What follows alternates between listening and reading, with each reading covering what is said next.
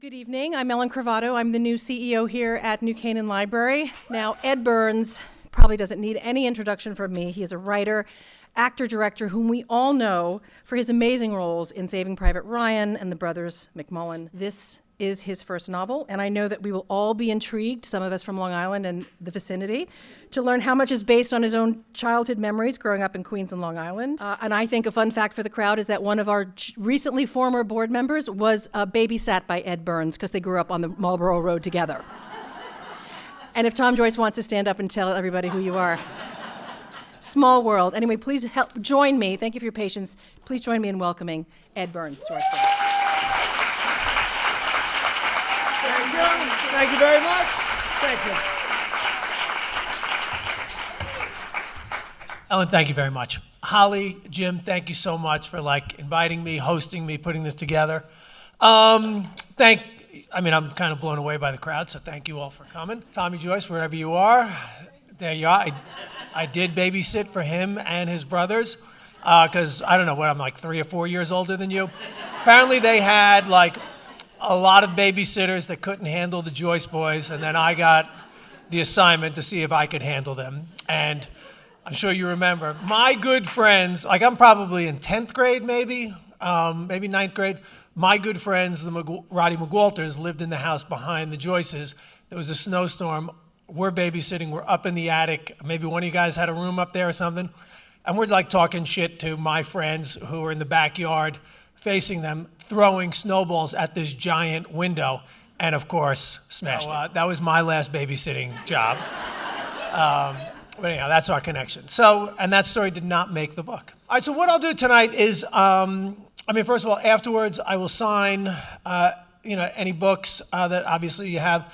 If anybody has anything else they want signed, I was in Boston at the start of this, and there were 2 guys who had World War II era Army helmets, and they wanted them signed with quotes from Private Ryan that apparently my character said that I didn't even remember, so that was pretty cool.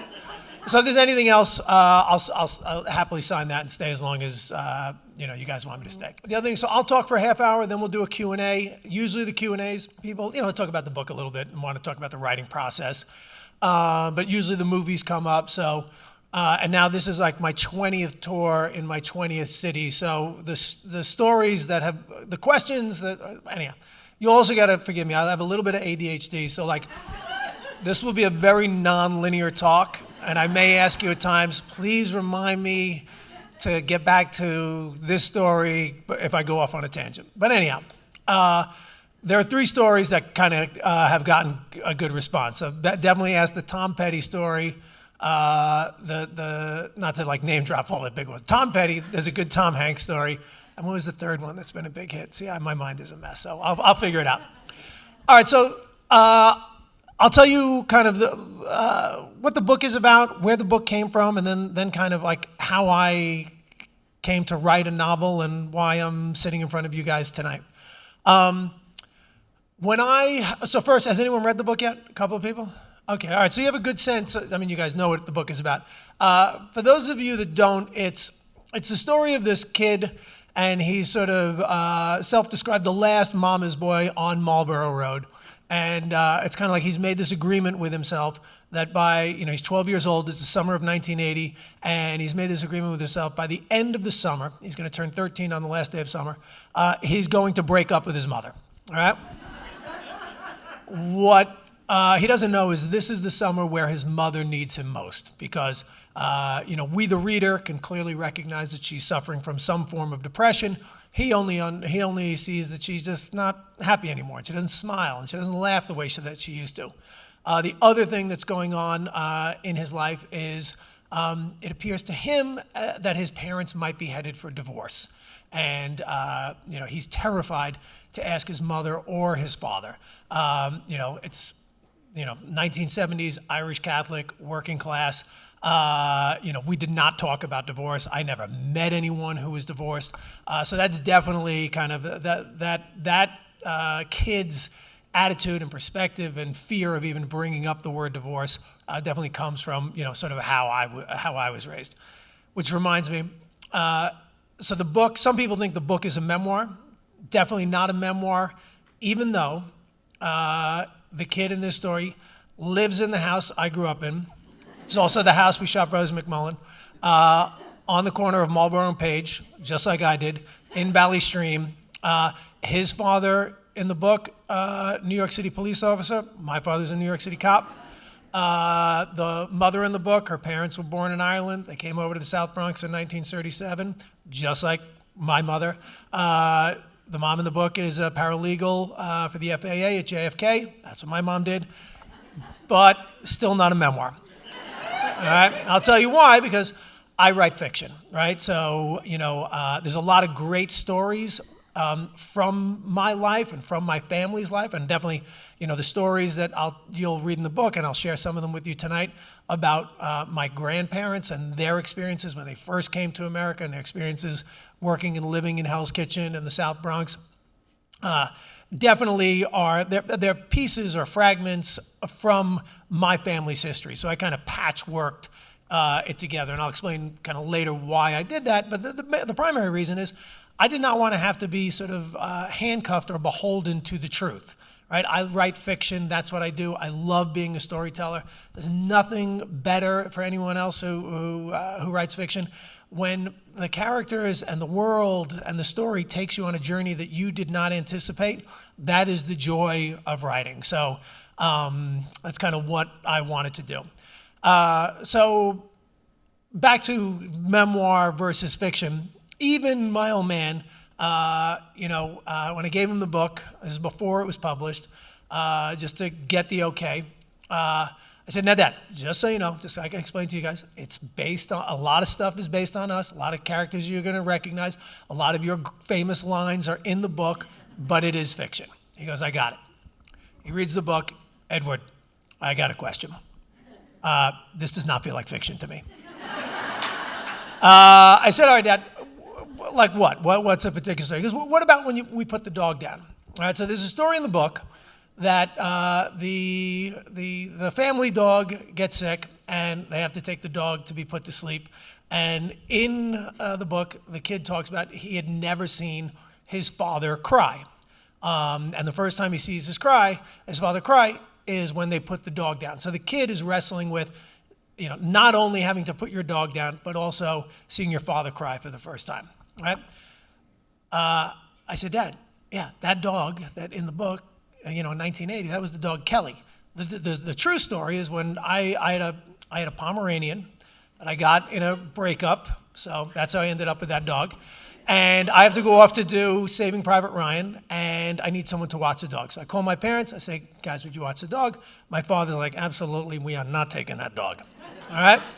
My mother convinces them we have to take the dog. I go away for 3 months. I come back, and I hear from my mother, your father's freaking crazy.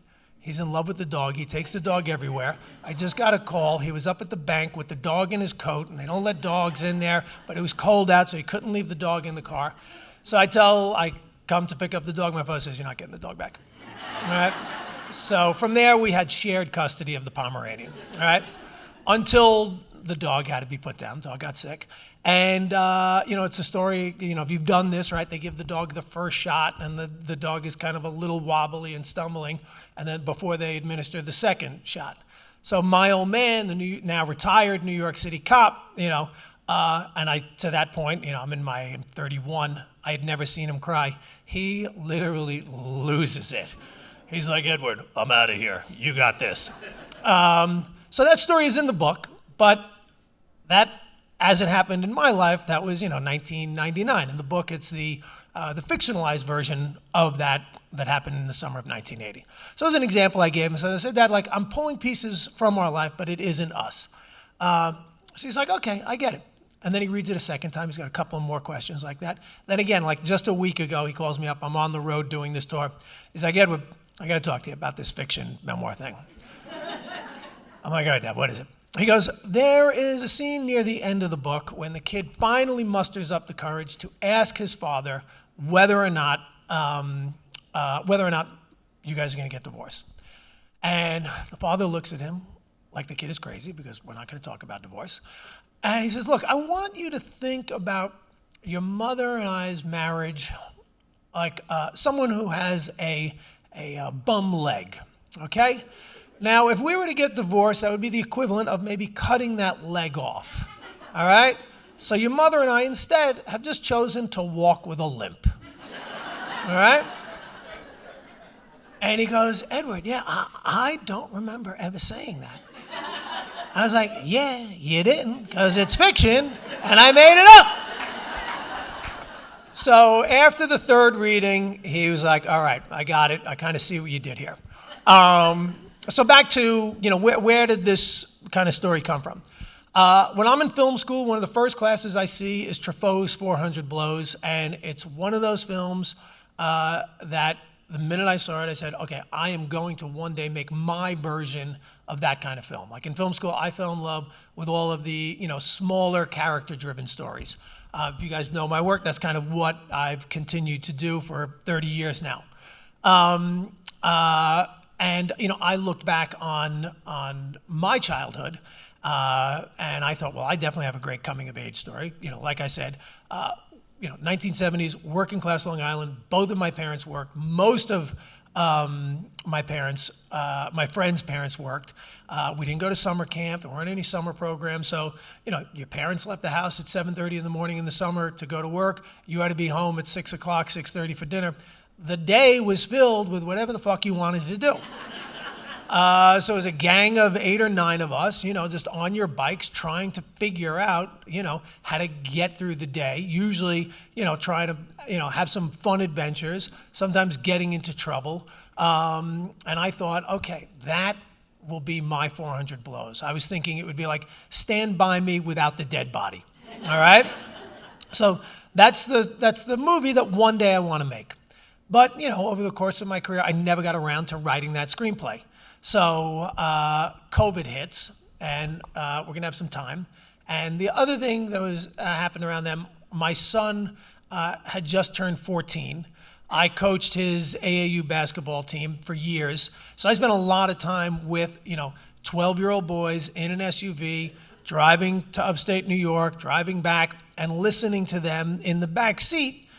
And they're at that age at 12 where they're still, pretty cute and sweet, but they're kind of moving into a new chapter where they're definitely not cute and less sweet. So I kind of had the voice of like what, where I thought my friends and this fictional a group of guys or kids would be in my screenplay. So I was like, all right, this is the time for me to write the script. I called my producing partner, and he's like, Eddie, look, with COVID, I just spoke to the DGA, I spoke to our agent, and no one knows when we're going to be back on set due to social distancing. So some people think it might be a year, some people think it might be 2 years. So I think, well, do I really want to write a screenplay now that I may not have an opportunity to even get out there in the world to see if I can get it financed for 2 years? So I think, oh, you know what? When I was in high school, I had a notion that one day I would write a novel. And, I guess periodically I would give it some thought, but never any real thought to do anything about it. So I thought, all right, this is the time. I'm going to write a novel. Now, the reason I became a writer, and for those of you who read the book, there's a story in it, which again, from my life. In the 6th grade at St. Joe's, where Tommy and I both went, you would get a creative writing assignment sometimes. We got to write a poem about Jesus. Okay. So I write a poem about Jesus. I send it in. I don't think anything of it. Monday morning, I'm called into Sister Helen Eugene's office. She's the principal. And I assume that I have effed up royally, that I must have said something in the Jesus poem that has upset Sister Helen Eugene, and instead she sits me down and she says, Edward, we had no idea you were in such concert with our Lord. 6th grade, didn't know what it meant. She goes, we love the poem you wrote, so much so that we want to submit it to the Catholic Daughters of America Poetry Contest. What are you going to say? A couple terrible things happen immediately after that. The poem goes on to win first place in Nassau County, all right? I get a trophy that is bigger than any of my basketball trophies. So that immediately gets thrown into the back of the closet so I can avoid any further humiliation because, when you, again, 1970s working class Long Island, if you are reading poetry, writing poetry, winning poetry contests, and you show up at school that Monday, the eighth graders absolutely going to put you in a headlock, give you some dead legs, some purple nurples, call you all sorts of names. And that ridicule continued for, a good couple of months. The great thing, though, that came from it was, after that, my father said, Edward, you are never taking the cop test. You're a writer, and this is what you're going to do. You're going to be a writer. And that is not the typical sort of working class parents' reaction to a kid who says he wants to be an artist, right? It's usually you need to get the job with the benefits and do all that. So, but I'm in the sixth grade, so I never give any thought to it until I'm a senior in high school. When I'm a senior in high school, there's another creative writing assignment. I just write a paper, I hand it in. We come back to school. Miss Maxwell, my English teacher, says, Edward, I need to talk to you after class. I'm like, oh, fuck, I screwed up again somehow. She says, what are you doing next year? Are you going to go to college? I'm like, yeah, I think so. And again, my group of friends, like my parents were like, you're going to college. But of my group of 10 friends, I'd say 6 didn't go to college. None of our parents went to college, knew very little adults who went to college. But she says, this is what you need to do, all right? You're a writer, and when you go to school next year, you need to think about becoming a writer. And that was it. That was all I needed to hear. So I go to school next year, and I'm an English major. I'm not a great student. I mean, I'm not a dummy, but I was definitely sort of apathetic, a little distracted. And beginning of my sophomore year, I get called in by an advisor. And I should say one thing about Miss Maxwell. I did one of these in Montecito at a bookstore called Godmothers. And where's Holly? So our mutual friend, right? So Jen owns this bookstore, Godmothers, and she explained to me the name comes from all of the women in her life or in our life that sort of water the seed, right? Nurture the talent, kind of give you the encouragement to pursue the dreams that seem out of reach. And that English teacher, Miss Maxwell, was absolutely the first godmother I had, and probably the most important one I had. And if I tell you the other part of that story, I will never remember where I'm supposed to be now, so remind me at the end to finish the Miss Maxwell story. So I'm in school, right? I'm failing out of school. And another godmother advisor says, all right, look, you need to get your GPA up. You're an English major. We offer for English majors only film studies minor. You're going to go watch some old movies, write a paper, get an A, get your GPA up, stay in school. Seemed like a smart plan. So that's what I do. And the first class I take, one of the first films I see is Billy Wilder's The Apartment. And, I'm not a kid in high school who's a cinephile. I go to the movies on a Friday night with my friends.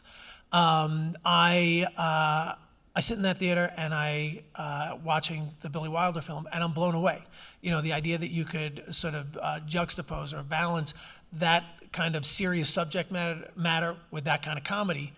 And I just loved it. So after class, the professor kept going on about Billy Wilder, the writer-director, the writer-director, the writer-director. So I go up to him, Professor, and I say, I'm sorry, you keep mentioning Billy Wilder, the writer-director. I don't know what that is. What does that mean? And he's like, well, he writes the screenplay, right, all the dialogue that you're seeing. But as the director, he hires the actors. He makes a determination that they're going to shoot in black and white instead of color. He hires the production designer for the look of the film. The cinematographer determines where the camera's going to go. And I'm like, and that's a job that you can have? That's actually available to someone to do for a living. And he's like, yes. Light bulb goes up. I'm like, forget writing novels. That's what I'm going to do. I'm going to be a writer-director. So I leave that school. I go to Hunter College on 68th and Lex because, again, I grew up with no money. And the tuition there was $660 a semester, if you can believe that, in 1988.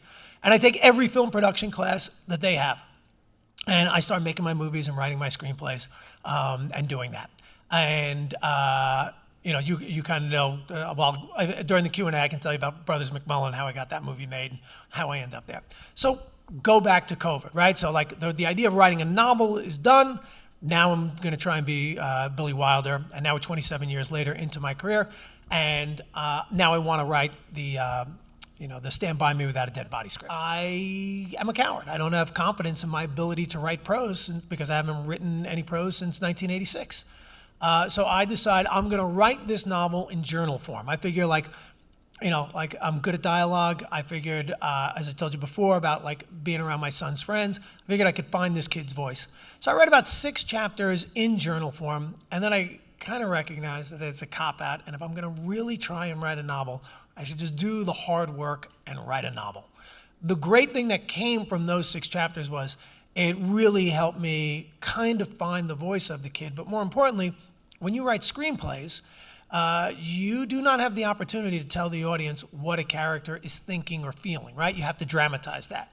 If I have a character going on about how they're thinking or how they're feeling, it's boring expositional dialogue. I need to show you that, through conflict and through images. The minute I sat down to write the novel and was able to get into this kid's head and paint a picture of what was happening in front of him, but then also comment on it, it was like the handcuffs were off. And I talked before about like when the story takes you on the journey that you kind of hold on for the ride. That's what started to happen, all right? Concurrent with that, though, it's COVID, right? And my folks are stuck down in Florida. They can't get home to Long Island. So I'm, like everyone, I'm like calling my parents every day. And after, a week or two, I'm like, so what'd you and Dad watch on Netflix? What'd you have for dinner? How's the weather? They were as bored by the conversations as I was. So I was like, all right, I'm going to ask my mom a different question every day about her life. Just a very specific question, like, what do you remember? Give me one real memory about the day you graduated high school. Give me one real memory about like riding the 3rd Avenue L down from the South Bronx, to your high school. My mom went to St. Vincent's on 65th and Lex. What do you remember when, Dad said, he was going to join the cops? So I was asking her all these questions. And my mom, I knew this would be a good idea because like my mom loved to tell stories. I knew I could, she would disappear during a terrible time for an hour and a half, and we would laugh as she told those stories, so I knew it would be therapeutic. But my mom was also a very good storyteller, right? And I definitely come from a family of good storytellers. There is real currency in being able to hold court at the table, right? Even as a kid. Like if you could be the funny kid at the wedding or the wake, like that was definitely, you got some props for that. And then that continued on later in life, hanging out in the bars and doing stuff like that. So, the joke is, my extended family, my cousins, aunts, uncles, grandparents, a lot of great storytellers. So the joke is, I come from, a multi-generational family of storytellers, yet I'm the first one who figured out how to get paid to do it, all right? So I'm talking to my mom every day, and I'm hearing these great stories while I'm writing this novel that I think is about a bunch of 12-year-old kids and their adventures.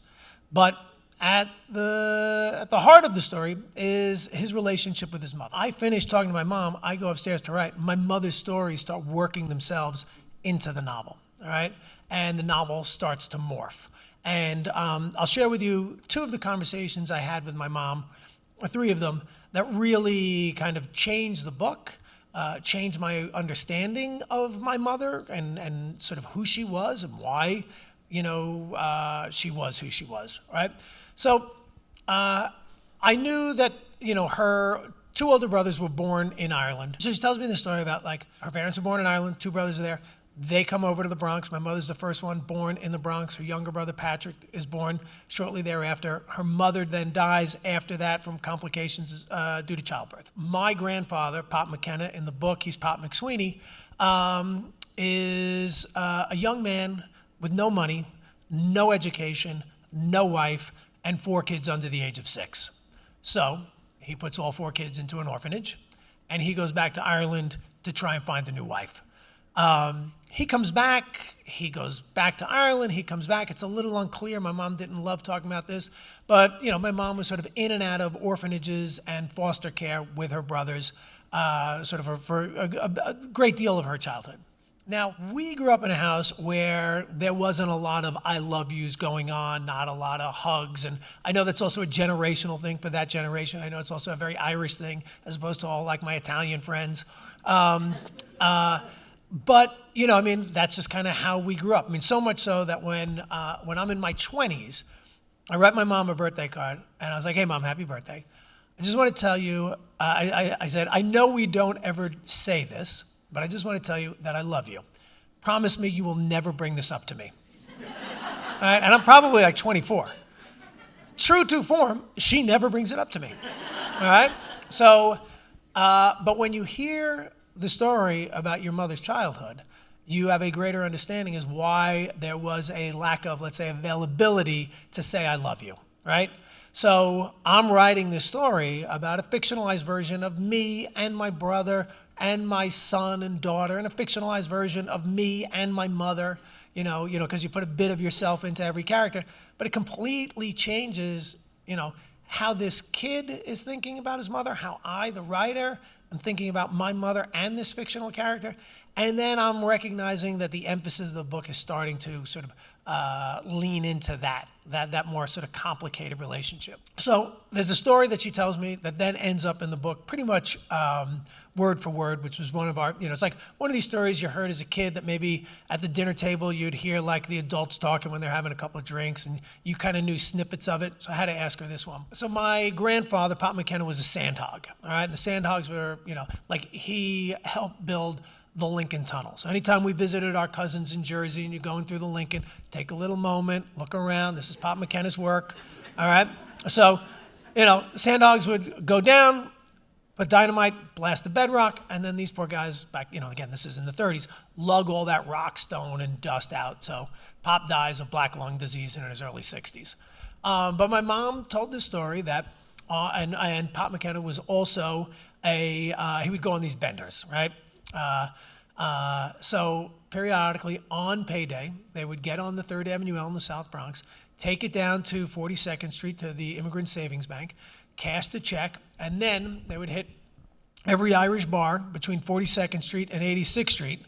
And, Pop McKenna loved to sing. Like my dad used to say, like when I would go to drop your mom off on a Saturday night after a date, as we came into the lobby of the apartment, you could hear up in the apartment the fiddles and the banjos and the stomping going on, and there would be a trad session, a traditional Irish folk session going on, and they were all up there singing and carrying on and having a great time. And my father's Irish, but he said, we're not Irish like that Irish, all right? So Pop McKenna loved to sing. He didn't play any instrument. So they would hit then every bar between 42nd and 86th Street and put my mom on the bar. He'd have his pint and he'd sing a song with all the other Irish and then say, okay, Molly, here we go. Pick her up. They'd go to another bar, and when they got to 86th Street, whatever money was left, he'd say, okay, you take half of this, take it home to your 2 older brothers, make sure they put their uniforms on and comb their hair and get to school, because if the nuns find out that I'm going to be gone for the next 2 weeks on a bender, you guys will probably get sent back to the orphanage. And that was the story that my mom tells me. Again, great story. It's in the book, but it also, it changes the kid's perspective of his mom. But then me in my 50s hearing it, you can imagine. It kind of like it makes you just rethink, who your parents are. The third story kind of is more connection to the fact and fiction part of it. So I asked her several stories.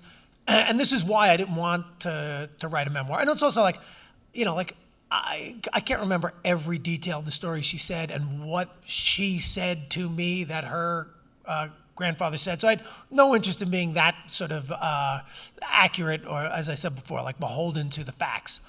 So this one is a perfect example of that. One of the questions I asked her was, what do you think when Dad said he was going to join the cops? And my mom says to me, well, I thought to myself, there goes that dream. I said, elaborate on that. She goes, well, I grew up with no money, and, now, a cop in 1966 doesn't make any money. So I knew I was going to live a life that was very similar to the one that I had always lived. And she said, it is not the life that a young girl dreams of.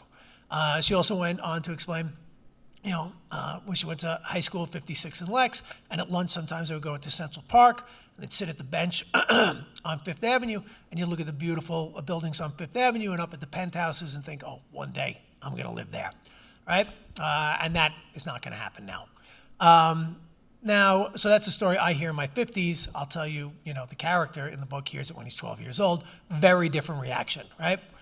Things worked out all right for the Burnses. My mom, she didn't live in a penthouse on Fifth Avenue, but, we got out of Valley Stream and she got a very nice house. Not that Valley Stream is a bad town, but, we moved into a bigger house in a nicer town. So the other little stories, right? So I asked her that question about, what do you remember about the day you graduated high school? And she said, oh, it was great. My father and I walked from the high school 1 block south to Donahue's on 65th or 64th and Lex.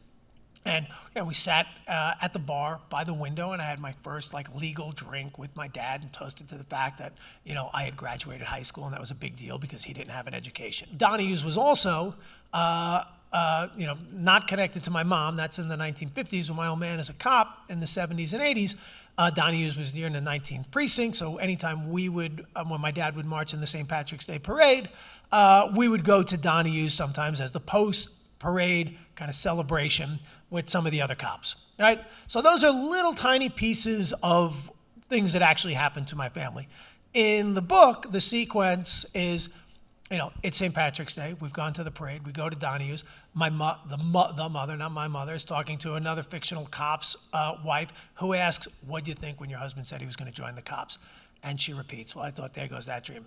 And instead of 53-year-old guy hearing that from his mother, it's a 12-year-old boy who doesn't understand why his mother would ever say such a thing, because he doesn't understand why his mother's so sad, and why does she lament the past, and why is she always talking about how things used to be so great and dreams didn't come true, and she's so sad all the time, and if she could just live in the present and be happy today, she could see that we have a good life and a good family.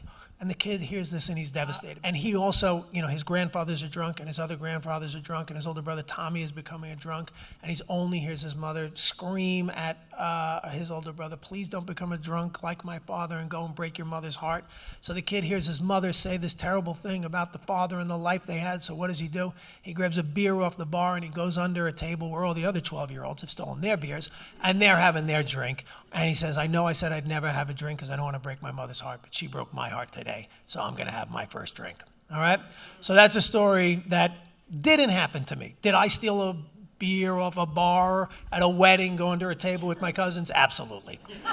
But I did not do it with such vengeance. All right? All right, so that's kind of the book that I've written. And a friend of mine pointed out, even if you look at the cover, the ratio of fact to fiction, the face is taken from a photograph of me when I'm 12 years old. The house is the house that I grew up in. That's a photograph from the 70s, like I said, where we also shot Brothers McMullen. But the kid on the sign is a photograph my daughter took last Thanksgiving of my nephew, and he was freezing his ass off because we said you got to put a bathing suit on and get on there because in the book it's in the summer, and then we just photoshopped Marlboro Road on it. So it's 35% fact, 65% fiction, just like the book. All right? So that's kind of why I wrote it, what I was looking to do. Then what happens is I end up with this 400-page manuscript, and I send it out with the help of Holly, gave it to now a mutual friend of ours. And we sent it out to every major publisher, and it didn't get picked up. And all came back with good voice, he can write, but it doesn't have a clear narrative, it lacks a spine. So I put it on the shelf, and I never, I was like, well, I did what I wanted to do. I wrote a novel. The idea of getting it published, I'd hoped it got published, but I wouldn't say that was necessarily the reason for writing the novel. I wanted to just be able to write a novel, and then this other beautiful thing happened where I got all these great stories from my mother, and now they were down, right? So I put it on the shelf. Then I went on. COVID kind of is coming to an end, and a TV show I was working on gets picked up, and I do 2 seasons of this show, Bridge and Tunnel, and we're told we're getting a 3rd season, so I'm writing the 3rd season. I've got most of it written, and then we get the phone call from the network that season 2 did not do well enough, and we will not be inviting you back for season 3. So I'm furious, all right? And the last thing I want to do is come up with another movie idea or another TV idea.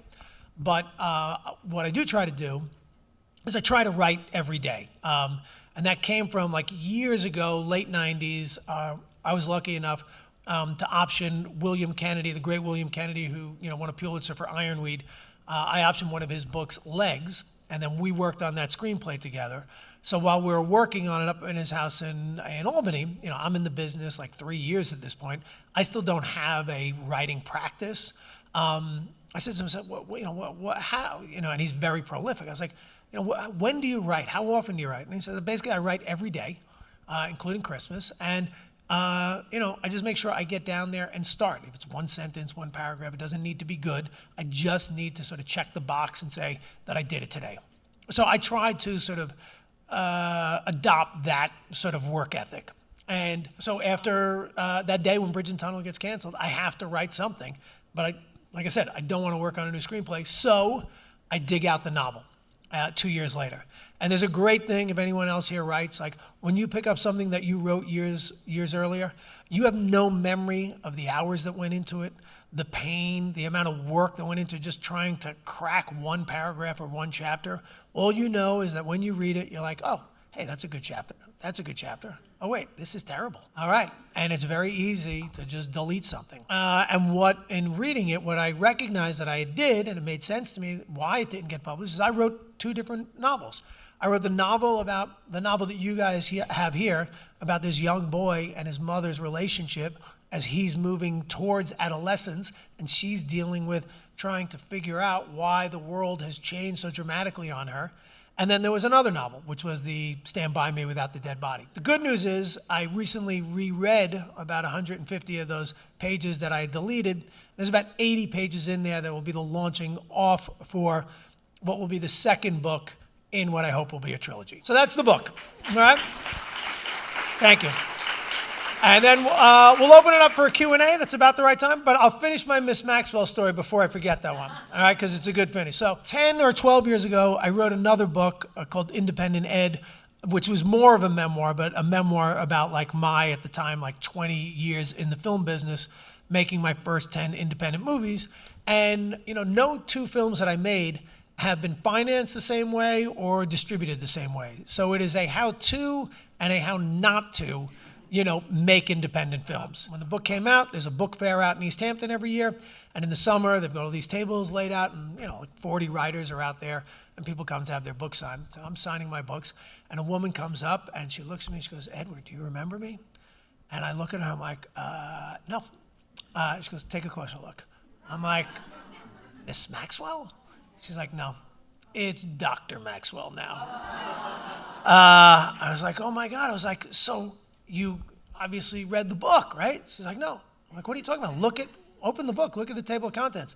The first chapter in that book is Thank You, Miss Maxwell. And it's a story of how basically she's the one that sort of saved my life, if you will. Maybe that's too dramatic, but she changed my life better, right? And set me on my path. So she looks at it and she's blown away. And I'm like, well, if you're not here for me, why else are you here? And she's like, well, because I just published my first book. So, from 30 years, right, 86 to whatever it is, 25 years after high school, I'd never seen her. I wrote this, I've told that story about her. I put it in the book. And then we finally got to have a proper thank you moment and a hug and all that. So, anyhow, I can't remember the book now. But anyhow, so when I tell her, I would just say, if there's any teachers out here, that, when I've done these, there's always a couple of teachers come after me and just say, it is so great when they hear from a student, when they know they changed that person's life. So wherever Miss Maxwell is, I know this is going to be on YouTube. Thank you. Thank you. We have time for a few questions, but we have our first question of the evening. Thank you so much for your teacher story. As a teacher, that just warms my heart. Perfect. And Thank you. also, I had the same teacher, somebody influential, Calhoun High School in Merrick. Oh, all right, nice. Mr. Christoffel, the art teacher, and I'm an art teacher today. Mr. Dunn was my second teacher in high school, the art teacher who... Yeah. As a fellow Long Islander, I love reading your book because you talk about all these places. I grew up in Merrick, so it's kind of like, people I knew just through your stories. Yeah. I just wanted to say that in the book, your character got a lot of books gifted to him. I think in the story you said you got a birthday gift, and you opened up, it was full of books. Yep. Worst gift I ever got? At 13. I just wanted to give you a book recommendation. I just finished reading The Power Broker, which is the life of Robert Moses. If you ever get a chance, read that book, because being a New Yorker that you are, I'm sure there's a lot of stories that you can... I'm about halfway through the audiobook, Yes. but I probably started it 7 years ago. Okay. But you know it's massive. Yes, it's yeah, massive. Yeah. All right, the question I have for you. Okay. The little boy walking up Fifth Avenue, him and his mom looking at all the windows. They get in front of Tiffany's, and his mom talks about a necklace. Did you ever buy that necklace for your mom? It's fiction. So that's a story that actually, that's another one that I kind of pieced together from some things, right? That's the chapter where like he talks about the sense of smell, right? In that, no, I never bought my mom the necklace at Tiffany's, but my mother adore. So as I get tired, my Long Island accent might come out a little bit, if it hasn't crept out a little bit already. Adored Audrey Hepburn and breakfast at Tiffany's, right? And my mother did love Fifth Avenue, right? Most beautiful block, or most beautiful street in all the world. And that's a story where, which I do remember, like walking with my mom, who's very attractive, like guys kind of looking at her and smiling and whistle, and how uncomfortable that was. But no, so I never got my mom the necklace. There is a good, so I'll tell you a funny story that it's not as good as a necklace, but it was still pretty good. When Brothers McMullen finally got into Sundance, right? So after I make Brothers McMullen, we make it for $25,000, 12 days over 8 months, send it out to every film festival, agent, distribution company, and for a solid year, it doesn't get in anywhere, all right? At the time, I'm working at Entertainment Tonight as a production assistant. It's my first job out of college, which basically meant like, I got coffee and drove the van. That was the extent of my responsibilities. We covered and it was the New York satellite office. So like really just a small, 3-person news crew. And we did, movie premieres, fashion shows, stuff like that. But I see on the board, we're interviewing Robert Redford for Quiz Show. All right. Now at this point, I've finished McMullen. I have a 2-hour rough cut on VHS. And I'm a year into my stack of rejection letters. And I tell my boss, I'm giving Redford the movie after that interview. And it's like, if they find out that you did this, you'll get fired. I'm like, I've been a PA for 4 years. You should have fired me 2 years ago. I got to go for it. So Redford, I'm sitting there in the interview. We do it at the Regency Hotel. They have like 2 hotel suites, like the one where the interview is, and then the control room is the suite next to it. And during the course of the interview, I'm just rehearsing my 15-second spiel, because my plan is when the interview ends, I'm breaking through the control room, going out that door to the elevator, as he and his publicist go out this door to the elevator, and I'll meet him at the elevator, which is what I do. And he steps into the elevator, and I go to him and I said, Mr. Redford, my name is Eddie Burns, and I made this movie, and I shot it in my parents' house, and we shot it in 12 days. Would you please take a look at it? And he looks at me, he's like, give it to her. And I give it to the publicist. The doors close. I don't hear anything.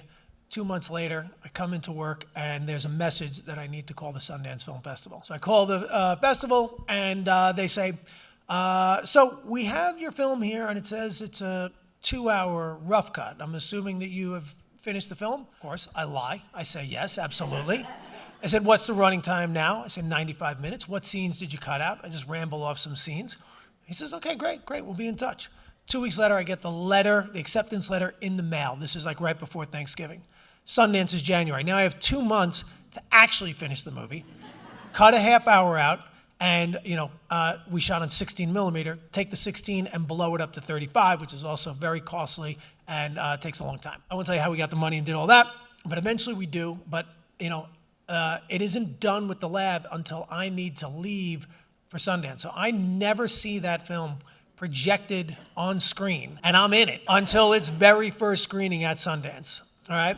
So that first screening at Sundance, you can imagine, I am a nervous wreck. And, I've told this story over the years a ton of times. I was sitting next to this, as I used to tell the story, this older woman. And, after about 10 minutes of the movie, she's like, oh, relax, sweetie. I think they like it because people were laughing. I now recognize I'm probably like 15 years older now than that older woman was sitting next to me. All right? So then the movie ends, and I do a Q&A. And afterwards, I said, if anybody wants to talk to Ed afterwards, form a line on the side. And there's a line all the way out to the back of the theater. And it's every agent, manager, distribution company with their business cards. We sell the movie the next day to Fox Searchlight. So now we're sort of a little bit of like one of the hot ticket movies at the theater, at Sundance. The next screening, they tell me, leave the 2 seats in front of you open. Mr. Redford will be joining us. All right, so Redford comes to the screening, says a quick hello, but then afterwards we have a nice conversation. When I gave him the movie, I was kind of a little grungy looking, really long hair. My mom convinced me I needed to get a haircut before Sundance. So he said, it's good to see you cleaned up a little bit. And I thought the movie was really terrific. Good luck with it. It's the last week of the festival. The last night of the festival is the award ceremony. So my parents fly out for that.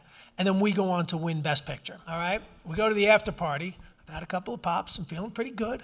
I look across the room. Who do I see? It's Mr. Redford. I look behind me. Who do I see? My mom. All right, Mom, let's go. I want you to meet somebody. So I walk over with Molly to meet Bob Redford. They spend 15 minutes talking. I know it's not a necklace from Tiffany's, but she got to hang with the Sundance Kid. So...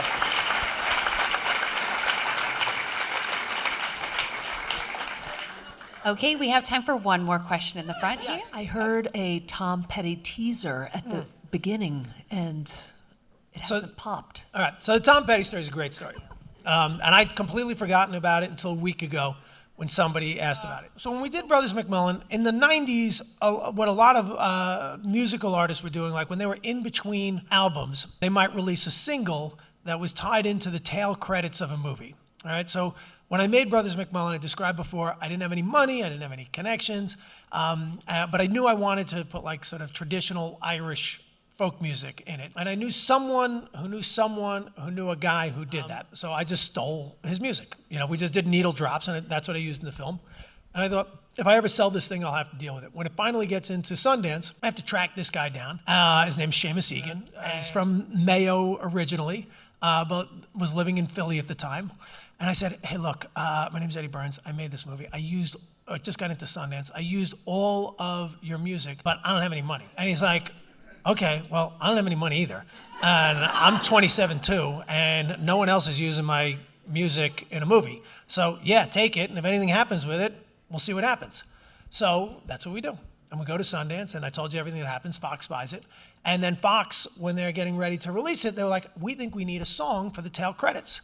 Now, when you're 27, you're kind of, I don't know if I was just really dumb or arrogant or who knows, but when Fox says, we want to replace Seamus's instrumental flute song with a pop hit, I say, absolutely not.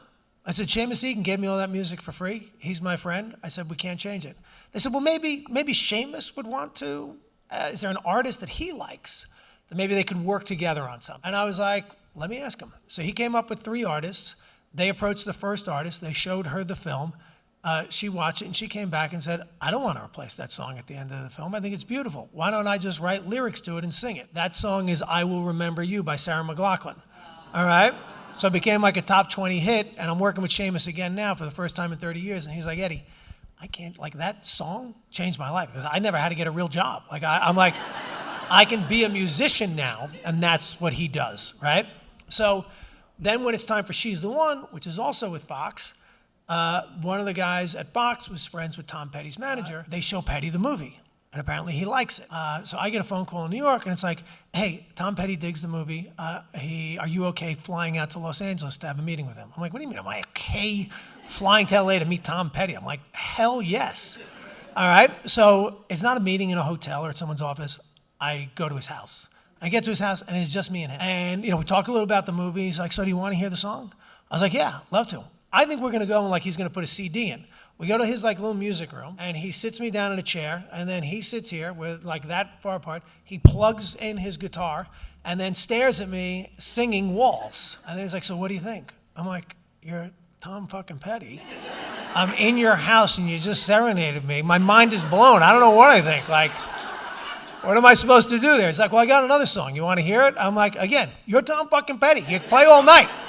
So he plays another song, Angel Dream. Then he does another one. He goes, well, which one do you want to use? And then again, only when you're young, do you have the hubris to suggest. I was like, well, in The Graduate, Mike Nichols used a bunch of songs from Simon and Garfunkel, and they extracted the melody, and they used that as the score. Would you ever be interested in doing something like that? Next thing I know, I'm in LA in the studio with Tom and the Heartbreakers, and they're actually playing music to my film on screen. So that was the Tom Petty story, which I had forgotten, which is,